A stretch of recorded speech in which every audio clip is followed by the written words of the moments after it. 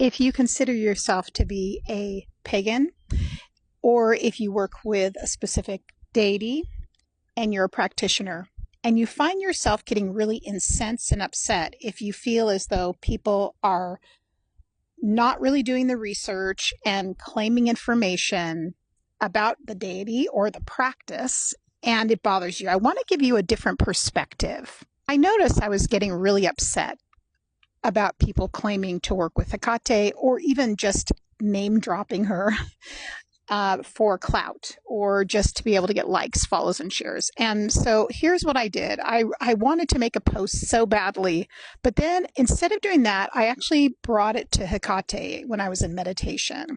And I said, do you want me to respond to this? This is incensing me. What do you think? And here's the answer she gave me. She really said to me, they're talking about me, aren't they? But they're talking about me. And my name is being put out into the masses. I'm not hidden anymore. I'm a topic of conversation. And that way I can come to more people. Isn't that the point? So it really made me change my perspective completely. And I stopped putting myself between her and the future people that she will work with, and realize that, maybe people are making mistakes and they haven't done their research, done their due diligence when it comes to venerating and working with these incredible spirits. But I also think it's a good point, because they are having conversations about her. And she once was not talked about in modern times with a lot of groups of people. And at least now her name is being lifted up. And this could be said for really any of the ancient practices. People will go through their journey with it. I think that the gods, kind of understand human journey, and that, some people are going to be really true and want to go further, and it will eventually do their research or maybe make mistakes.